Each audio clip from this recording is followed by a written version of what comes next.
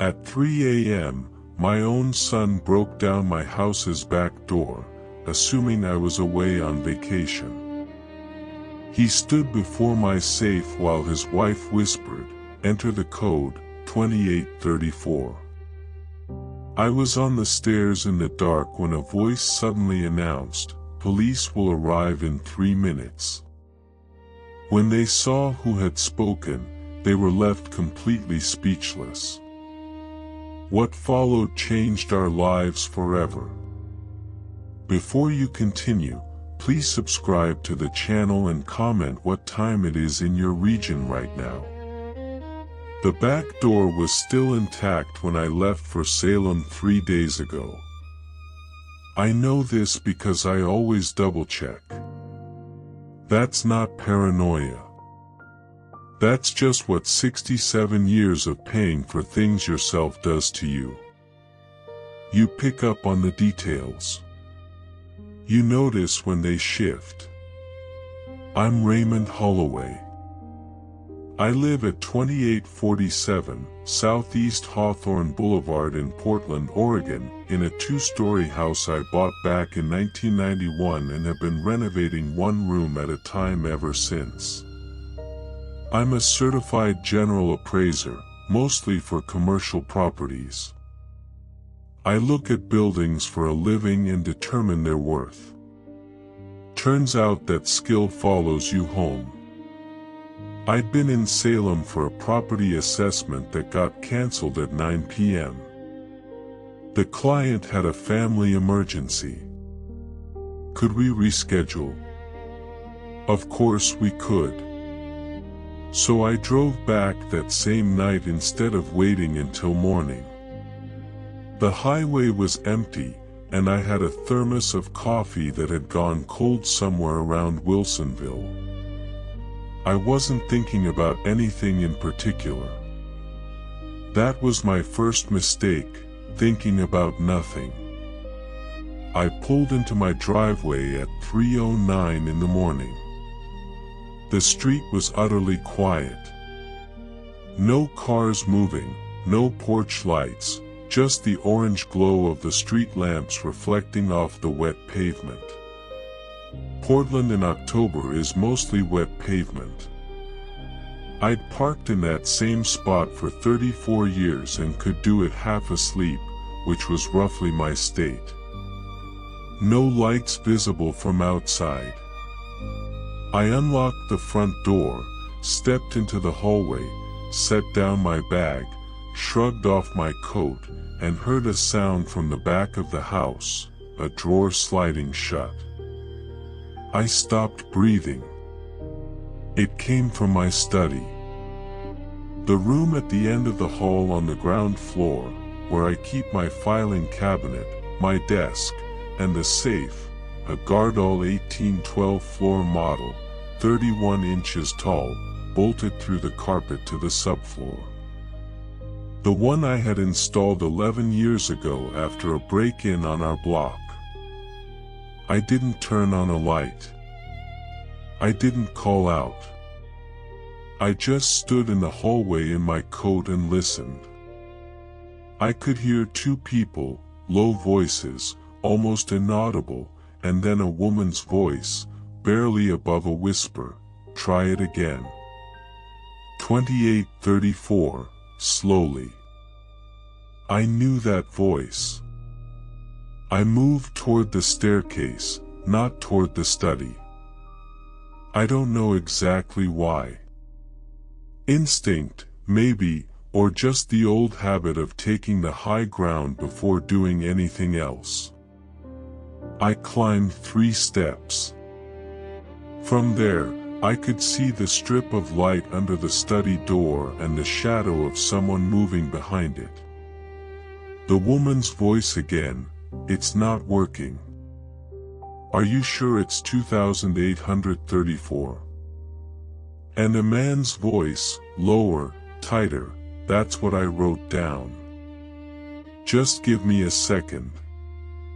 I stood there on the 3rd step in the dark. My son Brandon's voice is something I've known for 38 years. I know it when he's irritated.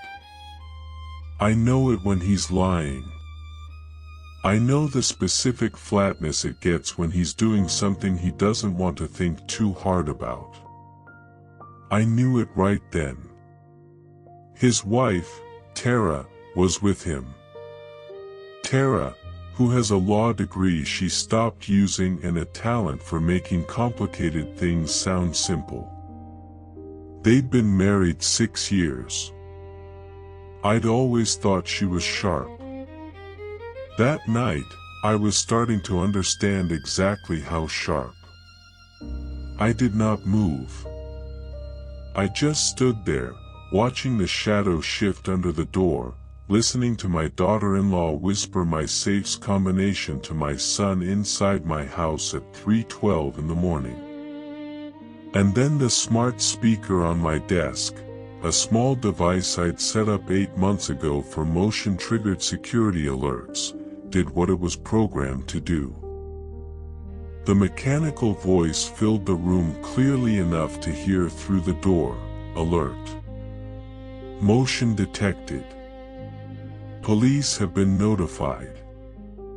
Arrival in 3 minutes. The shadow under the door went completely still. Then the door opened. Brandon came out first, and the light from the study caught his face at an angle I won't forget. He's 38 years old, tall like I used to be, with the kind of easy confidence that made him good at sales and occasionally unbearable at dinner. Right now, there was no confidence in him at all. His face had gone the color of old putty. Tara was half a step behind him. She's 35, precise in the way careful people are precise, everything measured before it's said or done. Her face didn't go pale. It went still. And that was somehow worse. They looked at the speaker. Then they looked at the staircase. I was standing on the 3rd step with my coat still on and my keys still in my hand. And I had not said a single word. The silence lasted about 4 seconds. I counted. Then Brandon said my name. Just that, Dad, in a voice that sounded like he'd swallowed a fistful of gravel. I looked at my son standing between me and the room where he'd been trying to open my safe, and I thought about a question I didn't have an answer to yet. What exactly had he been trying to get to? The Holloway Property Group files were in there, 14 months of quarterly reports, vendor contracts, my personal property deeds, and one other document, a promissory note for $38,000 that Brandon had signed when I lent him money 18 months ago to cover what he called a cash flow issue in a building project in Gresham. He hadn't mentioned that note in a long time. I stood on the 3rd step and waited for the sound of sirens. 2 officers arrived at 3:19. I met them at the front door. False alarm, I told them. My son has a key. He stopped by to pick something up and forgot about the motion sensor. My fault. I should have called him when I got back early. The younger officer looked past me at Brandon, who was standing in the hallway with his hands in his pockets, doing a reasonable impression of someone who wasn't sweating. Tara stood beside him with her arms crossed and a tired, slightly embarrassed smile, the practiced expression of a woman explaining a minor misunderstanding to a neighbor. "You're sure, sir?" the officer asked. "I'm sure," I said. They left. I closed the door. I heard Brandon exhale behind me. Tara said, "Ray, I'm so sorry. We didn't want to wake you," and then the alarm. It's fine, I said. Get some sleep. We'll talk tomorrow. I said it the way you say something when you have no intention of saying anything tomorrow at all. They left through the front door. I watched their headlights back out of the driveway and disappear. Then I stood in my hallway in the dark for a long time, not moving, just letting the facts arrange themselves into something I could look at directly. Tara had known the combination. That was the part one kept coming back to. Not that Brandon had been here. He had a key, had one since 2019, given to him myself after a minor procedure so someone could check on the house. But the combination to the Gardol? I'd never given that to anyone. The 4-digit sequence was something I'd chosen myself, entered myself, and kept in exactly one place, written in pencil inside the back cover of a worn address book that lives in the top right drawer of my desk. A drawer that is, incidentally, also locked. Tara had somehow acquired a number she had no business knowing. I went upstairs, changed out of my travel clothes, and did not sleep. The next morning, I was in my workshop by 7 o'clock. My workshop is a converted half of the garage, bench, vise, hand tools organized on pegboard, a half-finished oak side table I'd been working on for 6 weeks. I restore furniture. Old pieces, usually, the kind people put out for trash because a veneer is lifting or a leg is cracked. I take them apart, fix what's broken, and put them back together. It's slower work than most people would enjoy. I find that's exactly the point. I sat on my stool and thought about Tara's face in the hallway, not the flustered expression she'd worn for the officers, but the half-second before that, when she'd turned from the door and seen me on the stairs. Her face had done something fast and complicated that she'd smoothed over almost immediately, but not quite fast enough. That wasn't embarrassment or fear. It was calculation. She was already thinking about what came next. 6 years ago at a restaurant on Northwest 21st, Brandon had introduced her over dinner. She'd been warm, asked good questions about my work. I'd told Brandon she was sharper than anyone he'd dated before. He'd grinned, yeah, she keeps me honest. I thought about it differently now. Around 9 o'clock, I pulled the September quarterly report from the safe. I spread it on the kitchen table beside my spiral notebook, the running ledger I keep by hand, every payment in and out entered the day it happens. The numbers didn't match, not dramatically. The report showed $34,000 more in operating expenses than my notebook recorded.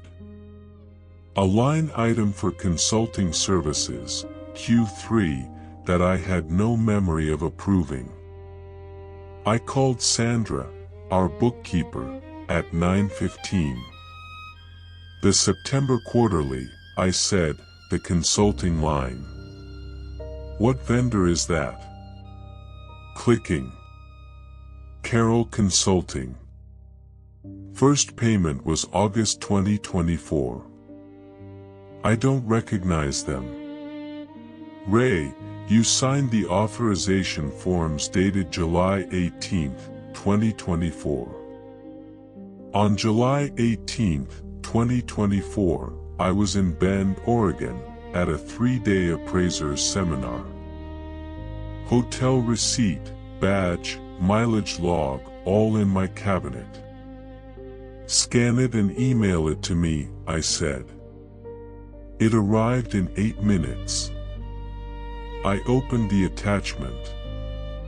The forgery was good. The R in Raymond sat slightly too upright. The final Y in Holloway had a different loop. Good enough to pass a casual glance, not good enough to pass mine. I know every habit of my own handwriting. That was not my signature. I set the phone down, looked at the birch tree through the window, dropping yellow leaves one at a time onto the dead grass.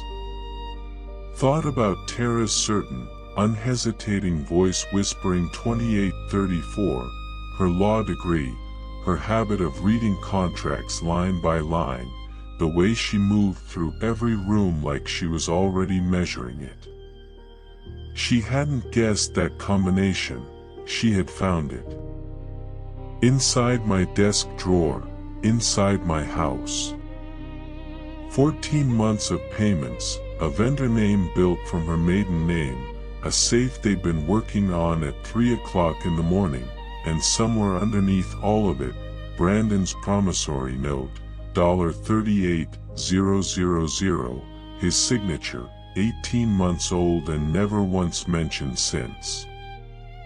I stood up, walked to the window, and looked at the birch tree. All right, I said out loud to no one in particular. Let's start from the beginning. The Oregon State Bar's referral service gave me 3 names. I called all 3 the same afternoon and got Patricia Vogel on the phone first, not because she answered fastest, but because her assistant asked the right question before putting me through. Is this a business matter or personal? Both, I said. Hold, please. Vogel's office was on Southwest Washington Street, 8th floor, the kind of building where the elevator moves quietly and the carpet absorbs sound. Her name was on a frosted glass panel beside a solid wood door, and when I walked in, I found a woman in her early 50s who looked like she'd heard every version of every story and had stopped being surprised by any of them. That suited me fine. I wasn't looking for someone to be surprised. I spread the documents on the conference table in a specific order, quarterly report side by side, my spiral notebook open to the relevant pages, the scanned authorization form printed and placed last.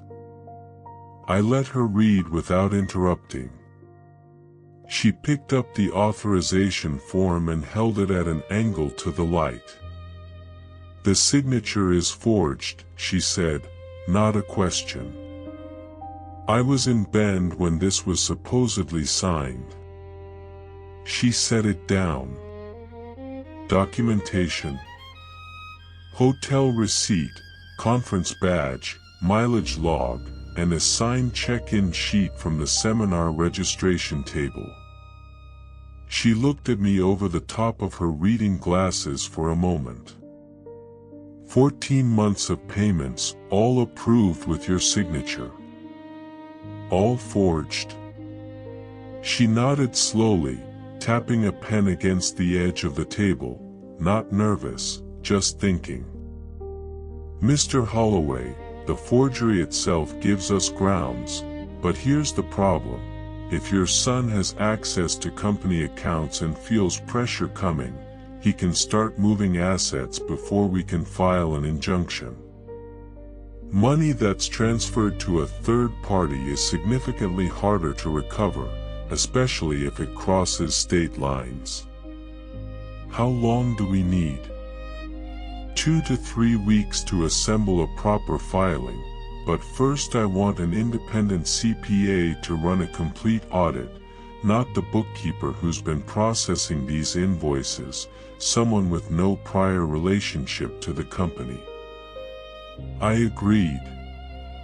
She gave me the name of Carlos Medina, a certified public accountant who worked out of a small office on S.E. Morrison.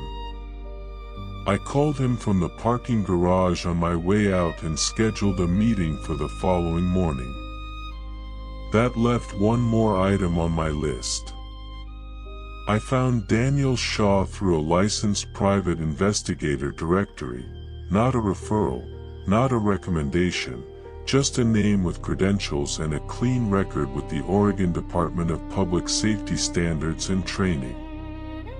His office was on NE Broadway, second floor, above a dry cleaner, which I thought was either ironic or appropriate. He was 40-something, quiet, the kind of person who writes things down instead of typing them. I liked that.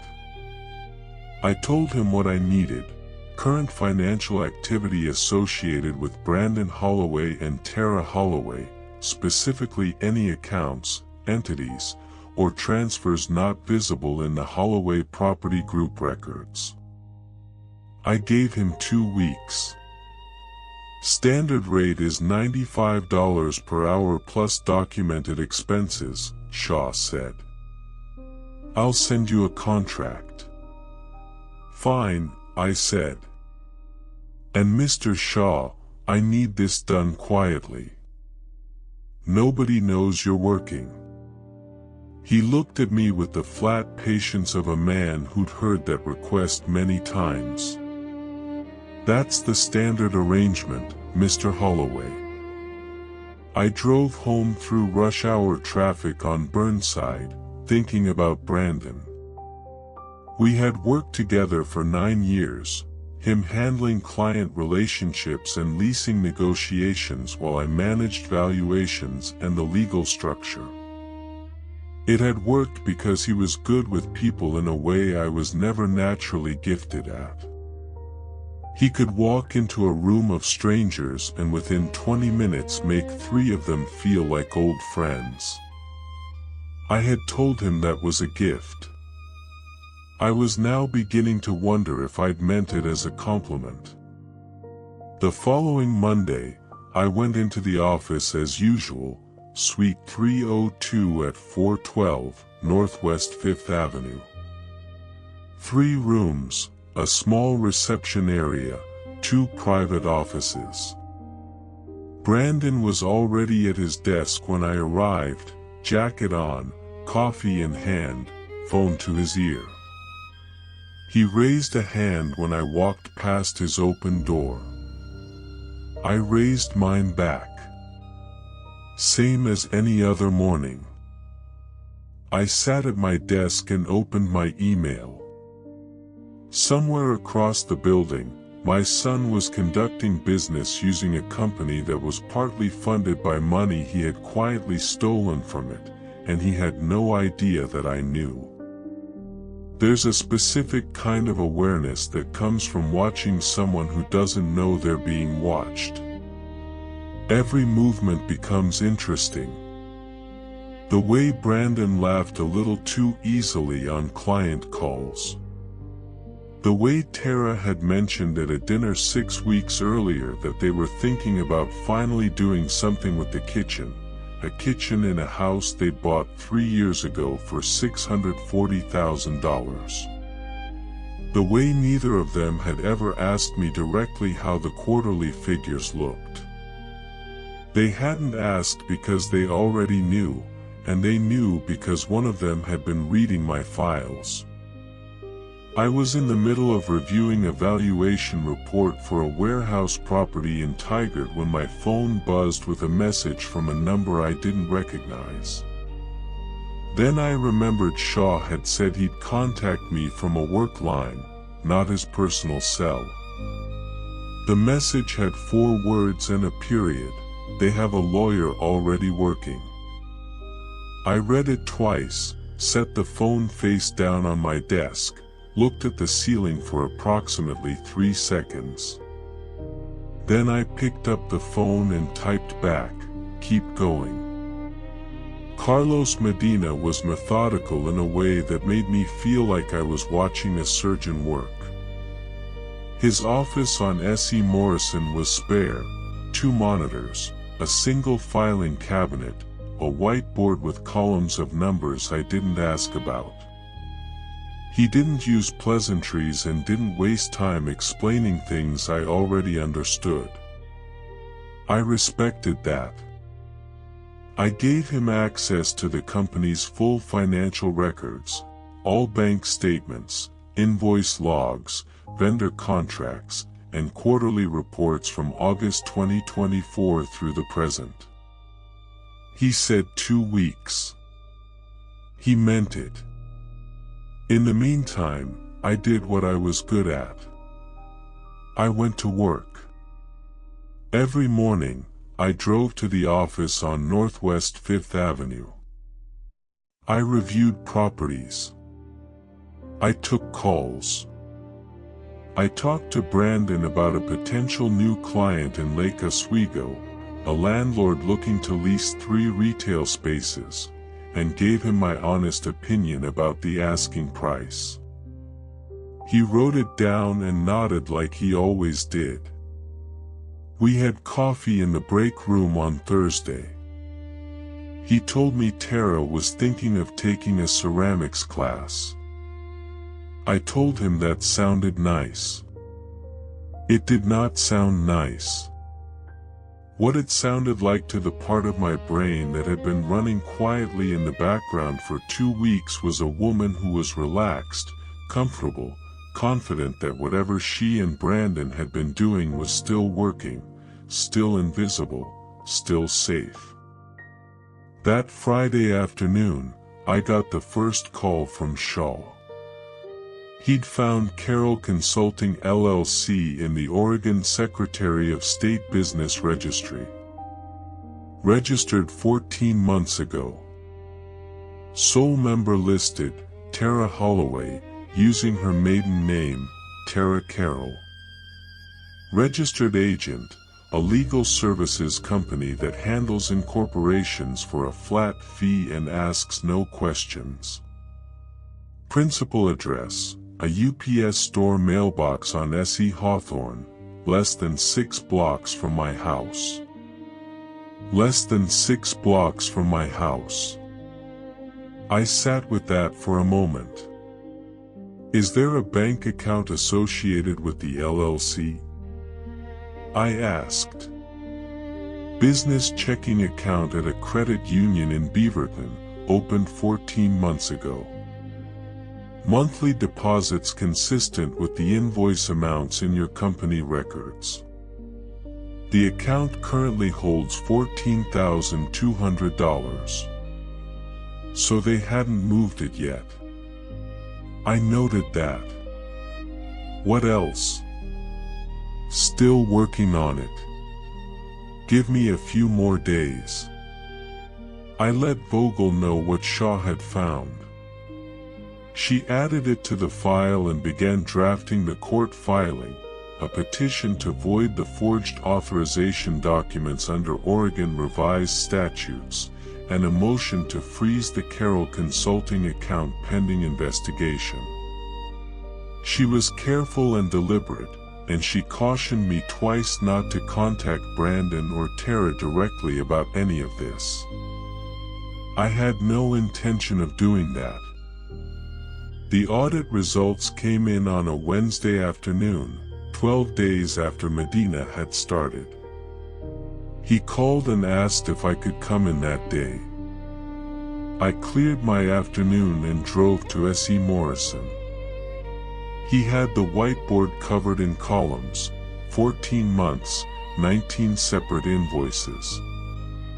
Total disbursed from Holloway Property Group accounts to Carroll Consulting LLC, $127,400.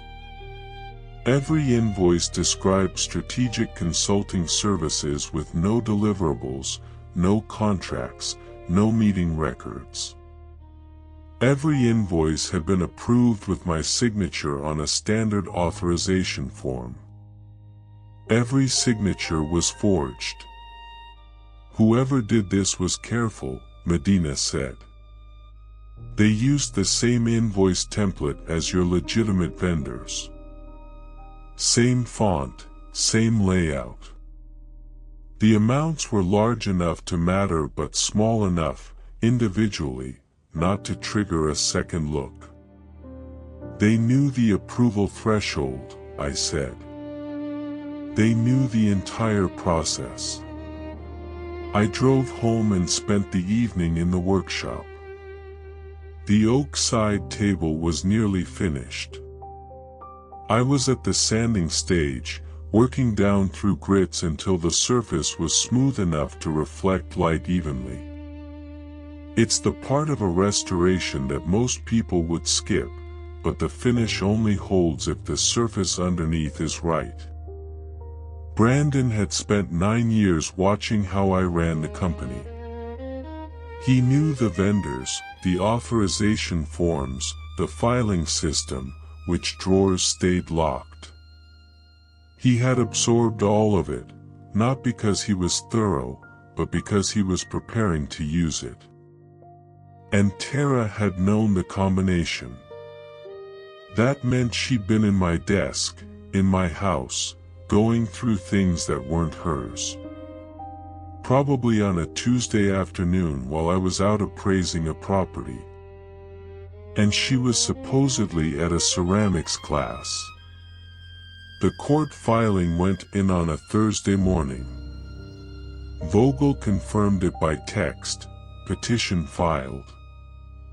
Freeze motion submitted. You'll see movement within 5 to 7 business days. By the following Monday, Brandon had received the court summons. I know this because I was in the office when it happened. His assistant walked in at 11:15 and handed him an envelope. I watched from my doorway as he opened it.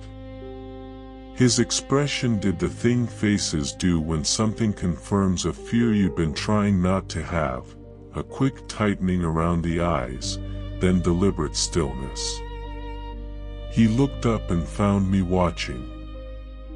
I gave him a small nod and went back to my desk. That afternoon, I happened to drive past the coffee shop on Northwest Gleason, where Brandon and Tara sometimes met. I happened to glance through the window at the right moment. Tara with her phone pressed to her ear, jaw set, her free hand flat on the table. Not a ceramics conversation. I kept driving. That evening, Shaw sent a message. She made 3 calls this afternoon. One lasted 22 minutes. The number belongs to a Portland litigator. I read the message in the workshop, under the work light, with sawdust on my hands. They were moving faster than I had expected, which meant I needed to be further ahead than they thought I was. I looked at the half-finished table, set down the sandpaper, and started thinking about the next step, not the one they were watching for, but the one they hadn't imagined yet. The conservatorship petition was filed on a Tuesday. I found out about it on a Wednesday, one day before the scheduled hearing, when Vogel called me at 7 o'clock in the morning, while I was still in the workshop. They filed a petition for conservatorship, she said without preamble.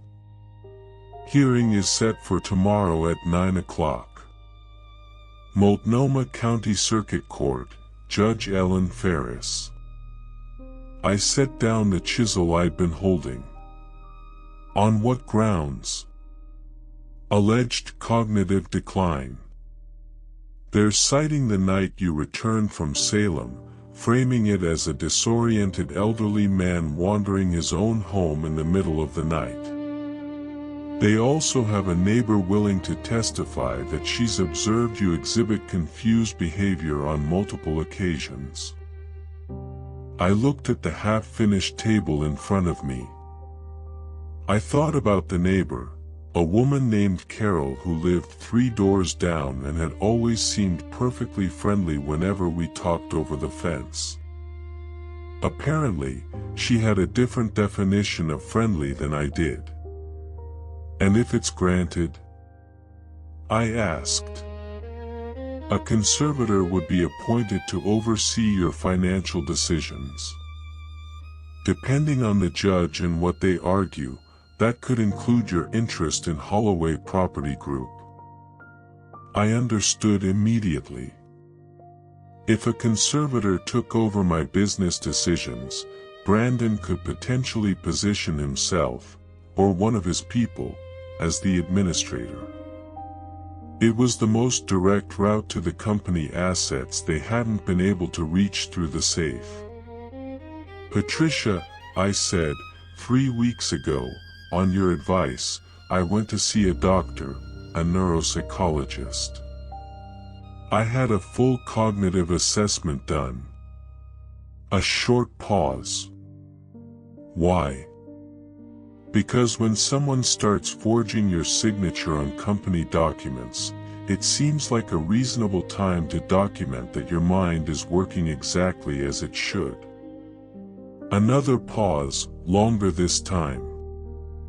Then, can you get the report to me in the next 2 hours? I can have it to you in 40 minutes. I drove to Vogel's office on Southwest Washington and sat across from her while she read through the neuropsychological evaluation from Dr. Sandra Okafor of the OHSU Cognitive Neurology Clinic. The report was 14 pages. The relevant line was in the executive summary. Raymond Holloway demonstrates cognitive function consistent with or above average for his age cohort. No evidence of impairment in executive function, memory, or judgment. Vogel read it twice. Then she looked up. This is good. Combined with your professional license, still active, no complaints, and your travel records showing you conducting client work without incident, it severely undercuts their evidence base. What about the neighbor? Amateur testimony of vague observations against a board-certified neuropsychologist's formal evaluation. She closed the folder. We'll be fine, but I want you composed tomorrow. No remarks to Brandon or Tara before or after the hearing. None. Understood, I said. That evening, I pressed my brown jacket and organized my documents in the order Vogel had specified: the cognitive evaluation, my professional license renewal, 6 months of travel logs, and my physician's letter. I also packed Medina's full audit report. Vogel said we wouldn't need it, but I liked having it close. The courtroom the following morning was a standard civil hearing room, wood paneling, fluorescent lights, gallery seating mostly empty except for a court clerk and 2 people I didn't recognize who appeared to be law students observing. Brandon and Tara sat at the petitioner's table with their attorney, a man named Gerald Fitch, who had the polished, slightly impatient manner of someone who charged by the hour and wanted everyone to know it. I sat beside Vogel and said nothing. The hearing lasted 22 minutes. Fitch presented their case, the nighttime incident, Carol's testimony, submitted as a written declaration rather than in person, I noticed, and a general argument that a 67-year-old man operating a business alone presented risk to himself and his assets. He was articulate and practiced, and if I hadn't known the full picture, I might have found it convincing. Then Vogel submitted our response, the neuropsychological evaluation, the professional license, the physician's letter, the travel records.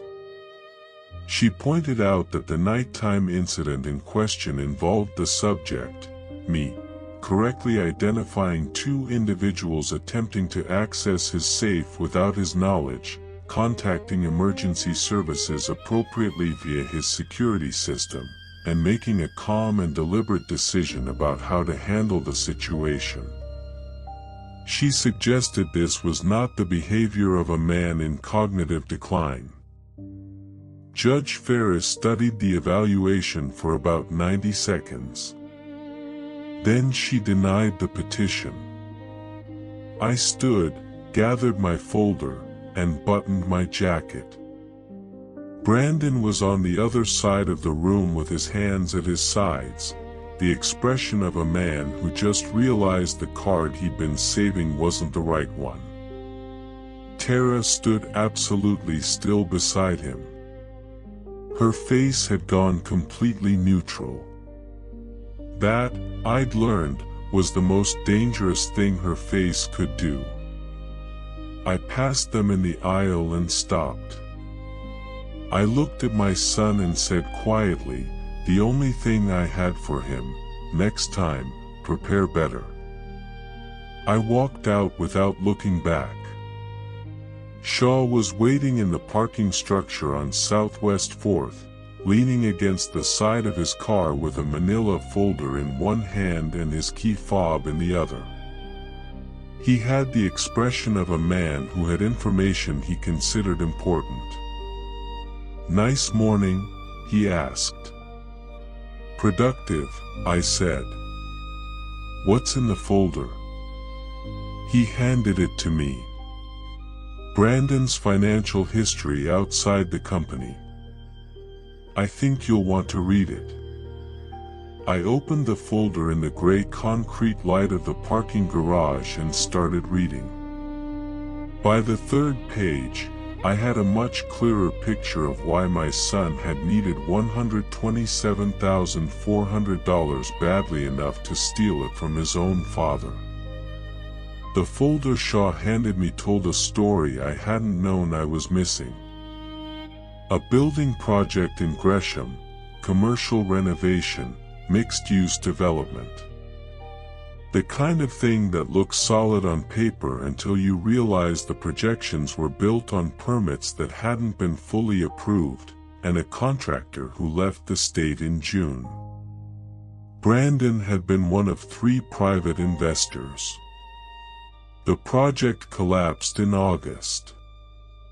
The other 2 investors, a man named Dennis Pratt and a woman named Rita Ewan, both based in Gresham, had put in a combined $210,000 and lost most of it when the contractor walked and the property reverted to the bank. They wanted their money back. Brandon had apparently agreed in writing to cover the shortfall from his personal assets. He didn't have the personal assets, so he'd used mine. I sat in my car in the parking structure and read the entire folder twice, front to back. Shaw had included copies of the promissory notes Brandon had signed with Pratt and Ewan, a summary of the project's collapse timeline, and a note at the end, "Brandon has been making minimum payment gestures, $2,000 here, $1,500 there, to avoid a lawsuit. This has bought him several months but will not hold much longer." I sat with the complete picture for a while. He hadn't stolen from me because he was greedy, or not only because of that. He'd stolen from me because he was cornered, and I had been the most convenient exit. The money going into Carroll Consulting LLC wasn't vanishing into a lifestyle. It was flowing out the other side to 2 investors in Gresham who thought they were being repaid by a man of his word. That didn't make it better. It just made it complete. I called Vogel from the parking structure. "I need to make some structural changes," I told her. "My interest in the company and my personal property. I want both protected before this goes any further." "I've been expecting this call," she said. "Come in Thursday morning." Thursday morning I sat in her conference room while she walked me through 2 documents. The first transferred my ownership interest in Holloway Property Group into a newly formed entity, Holloway Asset Management LLC, structured with charging order protection under Oregon law, meaning creditors couldn't directly access the LLC's assets even if they obtained a judgment against me personally.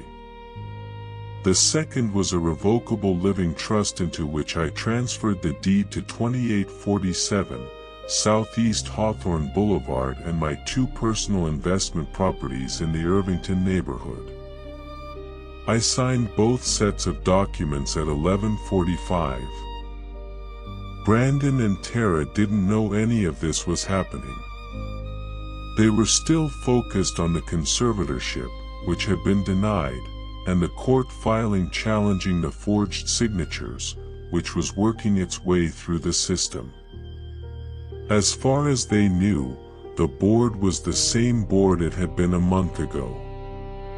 It was not. The following week I drove downtown to the Portland Police Bureau's Economic Crimes Unit on Southwest 2nd Avenue. I had a banker's box in the back seat, Medina's full audit report, all 19 forged authorization forms, the documentation tying Carroll Consulting LLC to Tara Shaw's investigative report connecting the Gresham project to the missing funds, and Vogel's legal summary of the forgery violations under ORS 165.007. The detective who met with me was named Susan Grant. She was in her mid-40s, wore her hair pulled back, and had a way of listening that made me feel like she was reading the document at the same time she was hearing me describe it. I put everything on her desk in the order I'd organized it, and I talked for about 20 minutes. She asked 4 questions. All of them were specific, which meant she'd understood the structure. The Carroll Consulting account, she said, is it still active? As of 10 days ago, it held $14,200. I can't speak to what's moved since then. She wrote something down. And the forged signatures. You have documentation of your whereabouts on the dates they were supposedly signed. Hotel receipts, conference logs, mileage records. For every single one. She nodded, looked at the box, looked at me. Mr. Holloway, this is a well-documented package. I'll need to review it with my supervisor and likely bring in the district attorney's office before we can open formally. But I want to be straightforward with you. What you've brought in today is considerably more organized than most of what we see. I'm an appraiser, I said. Documentation is the job. She almost smiled. Give me a few days. I drove home on the Burnside Bridge with the box now empty on the back seat. The river was gray and flat below me. Portland in November is always gray. 3 days later, my phone rang. A number I recognized, Detective Grant's direct line, which she had given me on a card at the end of our meeting. Mr. Holloway, she said, we're opening a case. I was standing in the workshop sanding the back slat of an old oak chair I'd found at an estate sale. My next project started the week before. The surface was rough, full of old varnish that had to come off completely before anything useful could be done with it. Thank you, detective, I said. Don't thank me yet. This will take time. I'm aware, I said. I'm not in a hurry. I set the phone down on the bench and picked up the sandpaper. That was true. I wasn't in a hurry. Everything was in motion now, the civil case, the asset restructuring, and the criminal investigation. 3 separate tracks running simultaneously, each one moving at its own speed toward the same destination. Brandon and Tara had a litigator they'd hired to come at me aggressively. What they didn't know yet was that the thing they were charging toward was no longer where they thought it was. The ground had shifted under them quietly in the past 3 weeks, and they hadn't felt it. They would. Vogel called on a Monday morning about 2 weeks after Grant had opened the case. Detective Grant's unit has formally requested records from Holloway Property Group, she said. They've also subpoenaed the Carroll Consulting bank account. Brandon was interviewed on Friday. I was in the kitchen standing at the counter with a cup of coffee that was still hot. How do you know? His attorney filed a motion Saturday morning requesting copies of the subpoenaed materials. Standard procedure, but the filing tells us the interview happened. How did it go? A pause. Grant can't discuss active case details with me, and I'm not asking her to, but the motion his attorney filed suggests Brandon didn't invoke his right to remain silent, which means he talked. And that means whatever he said is now on record. I thought about my son in an interview room being asked questions by people who already had Medina's audit, all 19 forged authorization forms, and Shaw's report on Carroll Consulting. Brandon was charming and quick-thinking in situations he could read, client dinners, lease negotiations, rooms where he controlled the pace. He was considerably less effective in situations where he didn't know what the other side already had. An interview room with a detective who had a banker's box of evidence is not a room where charm accomplishes much. I almost felt something about that. Not quite sympathy. Something more like recognition. And Tara declined to be interviewed. Exercised her Fifth Amendment right immediately. That was the smarter move. Tara had always been the smarter move. What happens next? I asked. The investigators will review what Brandon said against the documentary record. If there are inconsistencies, and there almost certainly are, that strengthens the case considerably. You don't need to do anything. Just stay available if Grant needs to verify anything on your end. I thanked her, set the phone down, and finished my coffee. That afternoon I drove to the estate sale where I'd found a chair and went back to work. The chair had turned out to be a better piece than I'd realized. Solid oak frame, original joinery, the kind of construction that had been built to last a century and had mostly succeeded. The varnish was a problem, 3 layers of it applied over decades, each one trapping the grime of the previous era underneath. I was working through it with a heat gun and a card scraper, slowly, one section at a time. Grant called 10 days later. The Carroll Consulting account records show continued deposits in November and December, after you first brought the matter to us. $44,600 in additional payments during those 2 months. I set down the scraper. He kept going. He kept going, which means we're now looking at ongoing criminal conduct, not just historical fraud. That changes the exposure significantly. I understood what she was telling me. The original $127,400 had been problematic.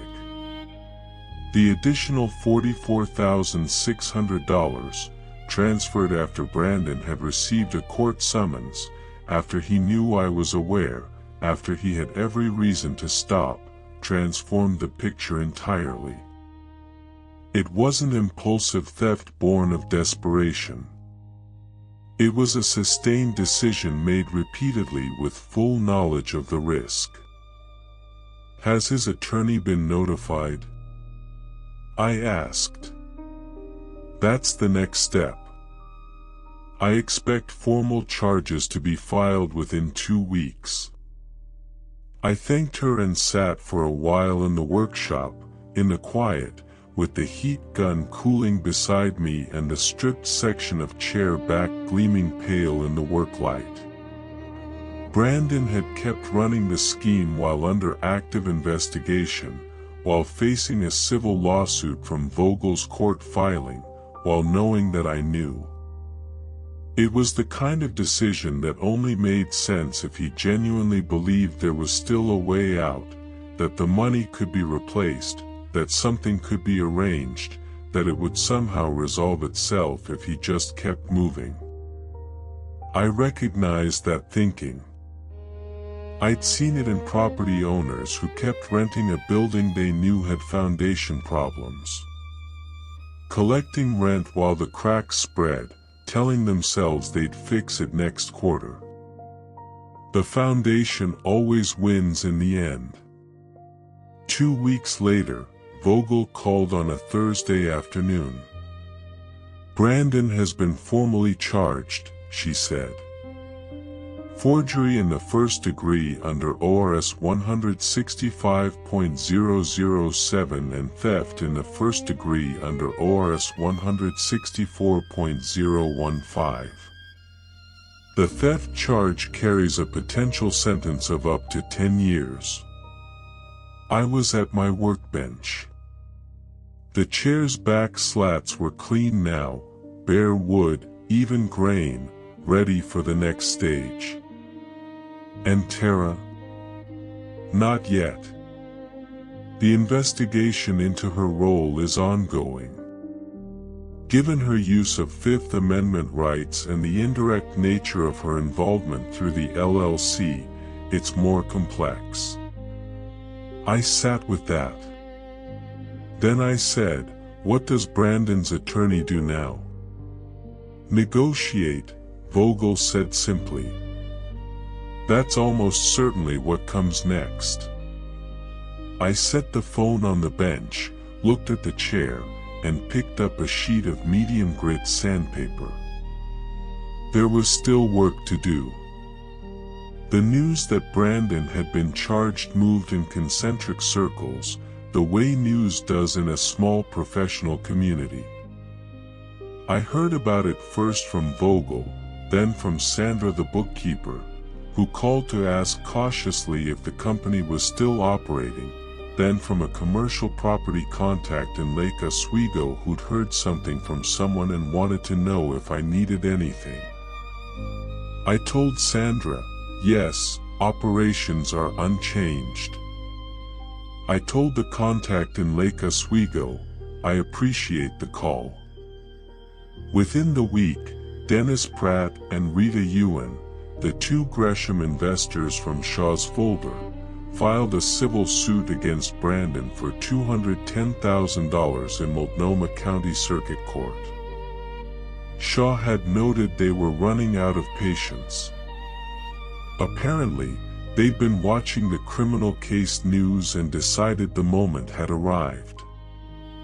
Brandon now had a criminal defense attorney, a civil suit from Pratt and Ewan, and Vogel's ongoing action to void the forged signatures.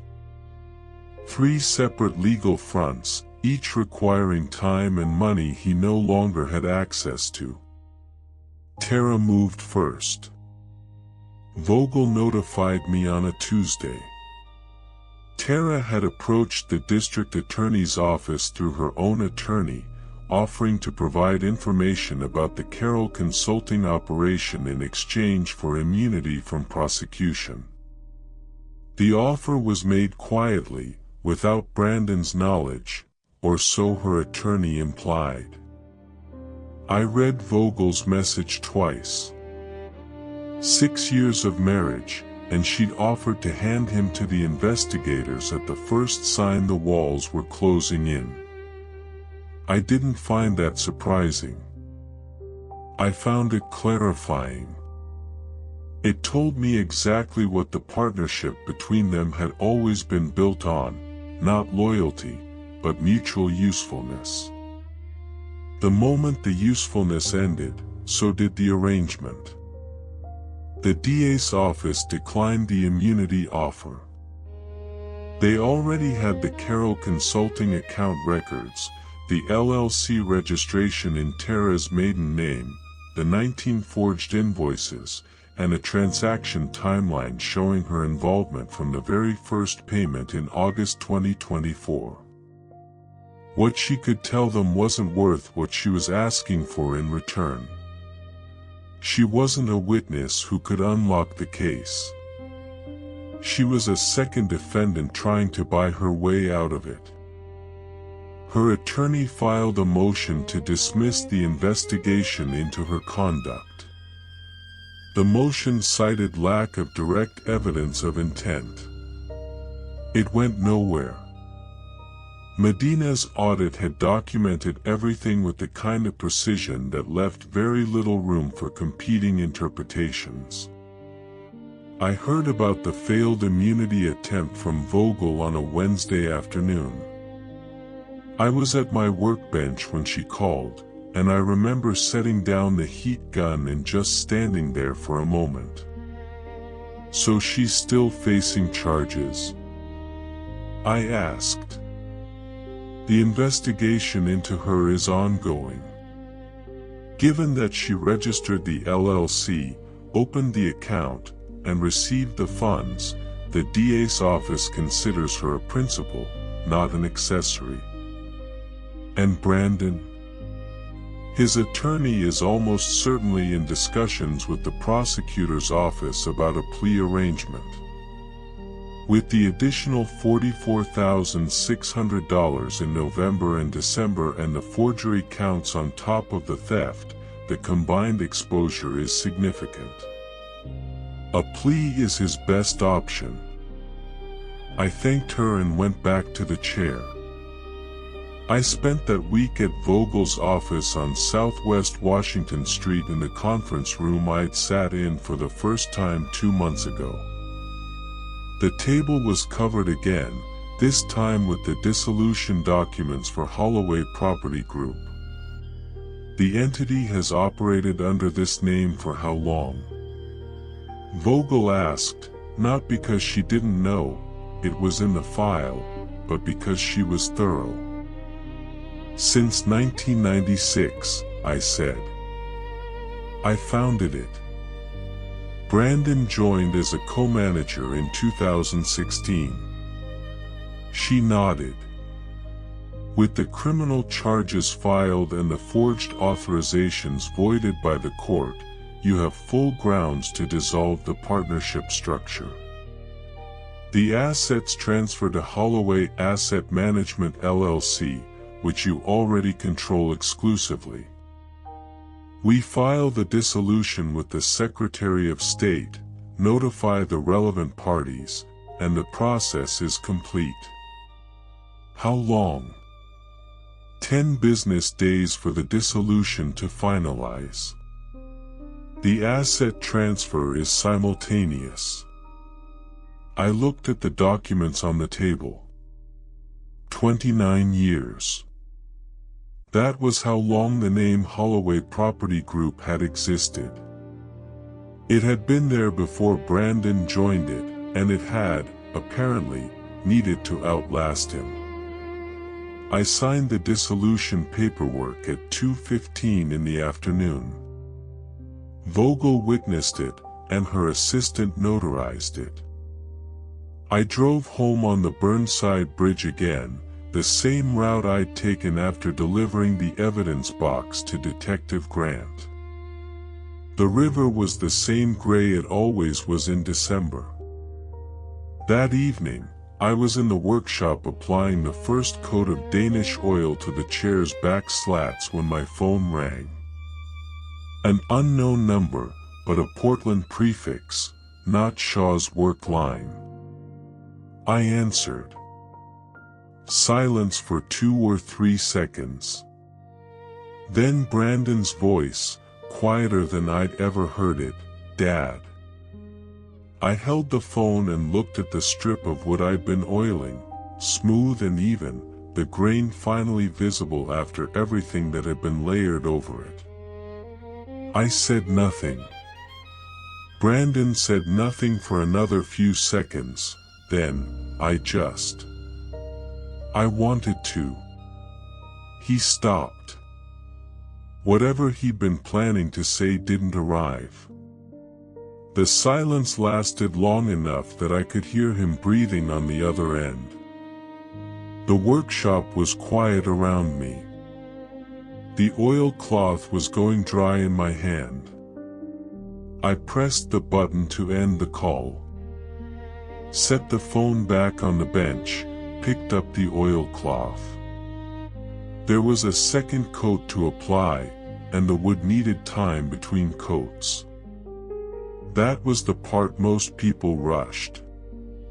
You had to let the first one cure completely before you added the next, or it would never bond properly. I went back to work. Vogel called in early February to tell me the plea negotiations had concluded. Brandon accepted the agreement this morning, she said. 3 years probation, full restitution of $172,000 payable over 12 months, and a permanent prohibition from serving in any executive or managerial capacity at a business entity. He enters a guilty plea at the sentencing hearing. And Tara?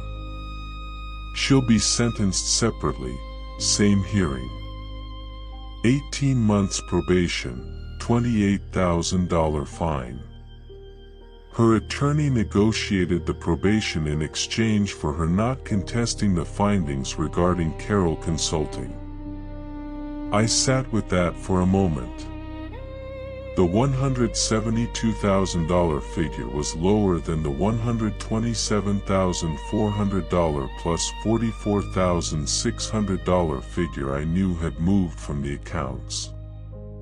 $172,000 combined, not the full $171,600 the two figures totaled. The discrepancy was small and likely reflected the DA's assessment of what was cleanly provable versus arguable. I'd been told by Vogel to expect something in that range. When is the hearing? 3 weeks, Multnomah County Circuit Court. You'll receive formal notice as the complaining party. I thanked her and ended the call. Then I sat in the kitchen for about 5 minutes, not doing anything in particular, just letting the information settle into its proper place. 3 years probation for forgery in the first degree, theft in the first degree, and 14 months of systematic fraud. A reasonable person might have called that a light outcome, but I had been an appraiser long enough to know the difference between the nominal value of something and its actual cost. The $172,000 restitution was the surface number. The real accounting was different: the criminal record, the lifetime ban from executive positions, the civil suit from Pratt & Ewan still pending on top of the restitution, and the complete dissolution of the company Brandon had expected to one day inherit outright. That was the full picture. The sentencing hearing was held on a gray Thursday morning in a third-floor courtroom on Southwest 4th Avenue. I arrived with Vogel at 8:45 and took a seat in the gallery. The room had that particular stillness courtrooms have before they fill, the smell of old paper and carpet, the overhead lights casting everything in the same flat, accurate light that doesn't favor anyone. Brandon and his attorney sat at the defense table. Brandon wore a dark suit I didn't recognize, probably bought for this occasion, and kept his hands folded on the table in front of him. He looked like a man who had been practicing how to look composed and was not entirely succeeding. His jaw was set. There were lines around his eyes I didn't remember from before. His attorney, a different man than the Fitch who had handled the conservatorship, younger, quieter, clearly the kind who specialized in criminal defense, sat close beside him with a yellow legal pad. Brandon's eyes moved to me once when he came in, just for a second, a quick involuntary look, the way people glance at something that scares them and then deliberately stop. Then he looked away and didn't come back. Tara sat at the same table but slightly separated with her own attorney. She was dressed precisely as she always was, a charcoal blazer, hair pulled back, posture perfectly upright. Whatever she was feeling, she had arranged her face to show nothing. I had spent 6 years occasionally mistaking that for composure. I knew now it was just management. There was a difference. I watched her for a moment from the gallery and thought about the UPS store mailbox on S.E. Hawthorne, 6 blocks from my house. I thought about the address book in the top right drawer of my desk. I thought about her voice, completely certain, whispering 2834 in the dark. The judge, a woman named Miriam Coulter, who moved with the unhurried authority of someone who had run many hearings exactly like this one, came in at 9 o'clock sharp. The room stood and sat. She reviewed the plea agreement, asked Brandon's attorney to confirm the terms, asked Brandon directly if he understood and accepted them. His voice, when he said, "Yes, Your Honor," was flat and careful and very quiet. She then reviewed Tara's agreement and went through the same confirmation. Tara said, "Yes, Your Honor," without any change in expression whatsoever. Judge Coulter looked over the documents for a moment, then she announced the sentences as agreed. Brandon, 3 years probation with mandatory monthly reporting, full restitution of $172,000 at $14,333 per month beginning 30 days from sentencing, permanent executive prohibition. Tara, 18 months probation, $28,000 fine payable in full within 60 days. She signed the order. The clerk stamped it. That was that. I stood, buttoned my jacket, and walked out. Vogel walked beside me. Neither of us said anything until we were in the elevator. "It's done," she said. "It is," I said. In the lobby near the front doors, a man with a press badge stopped me. A reporter from the Oregonian, young, holding a phone as a recorder. "Mr. Holloway, do you have any comment on the outcome today?" I looked at him for a second. I thought about everything that had happened since the night I came home from Salem and stood in the dark on the 3rd step of my own staircase. "I'm not angry," I said. "I'm just very, very patient." He wrote something down. I pushed through the doors into the February cold and walked to my car. I had one more coat of finish to apply to the chair. The first restitution payment arrived by electronic transfer on a Monday morning. $14,333 as required by the sentencing order. I saw it in my account when I checked my phone over coffee. I set the phone down and looked out the kitchen window at the birch tree. It was bare now, had been since November, just clean gray branches against the pale sky. I'd been watching it through that window for a long time. It always came back in spring. Vogel had sent a short message the evening before, first payment received on schedule. 12 more to follow. Holloway Realty Holdings fully compliant with all filings. You're in good shape. I was in good shape. Shaw had sent me a final summary report the week before, 3 pages covering the full scope of what he'd documented. The one item still pending was the civil suit from Dennis Pratt and Rita Ewan. Their $210,000 case against Brandon was moving through Multnomah County Civil Court on its own schedule, independent of the criminal restitution.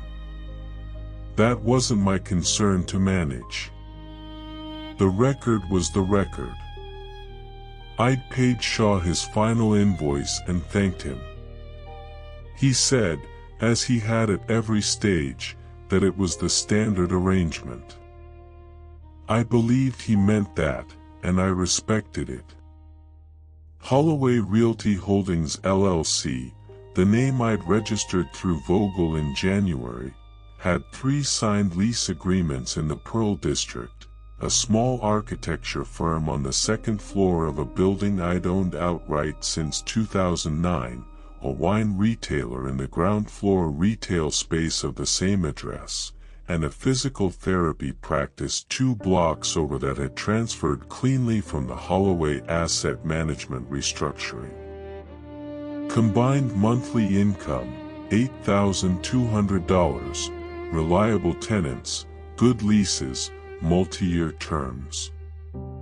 Sandra the bookkeeper had stayed on and was handling the invoices with a vendor list I'd rebuilt from scratch. Every contract reviewed by me personally before it was signed. The Carroll Consulting LLC, according to the Secretary of State website, had been administratively dissolved. Its business checking account at the credit union in Beaverton had been frozen as part of the criminal proceedings, and the balance, $14,200, the same amount Shaw had reported months earlier, was being held pending the restitution order. The Gardall safe was gone from the study. I'd moved it to the office on Northwest 5th Avenue the week after sentencing when I'd repainted the study and rearranged the furniture. The room felt lighter without it. I'd put a narrow bookshelf where it used to stand. The oak chair occupied the corner of the study now, beside the bookshelf, in the morning light that came through the window from the east. I'd finished the final coat of oil nearly 2 weeks ago and given it a full week to cure before bringing it inside. The grain was clean all the way through, amber and walnut alternating in long steady lines. The joinery was tight. The surface caught the light evenly. I'd started it the week after the night I came home from Salem. It had taken 5 months. Not one day of that felt wasted. The letter arrived on an otherwise unremarkable morning, a plain white envelope in the day's mail stack, no return address, Brandon's handwriting on the front, slightly too large, the way it had always been.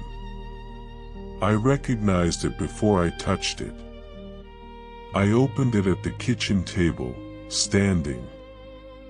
A single sheet of paper, no date, no explanation, 2 words, no signature, "Sorry, Dad." I held it and read it twice, not looking for something hidden in it. There was nothing hidden. Just 2 words from a man who had run out of everything else and arrived, finally, at the most basic thing.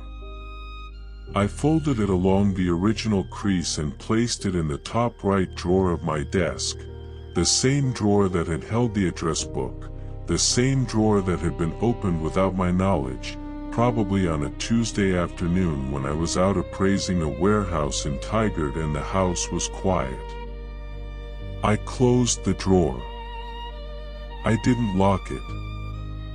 I thought, for a moment, about what I might eventually say back to him. Not now, not yet, and maybe not for a long time, but the drawer wasn't locked. That was something.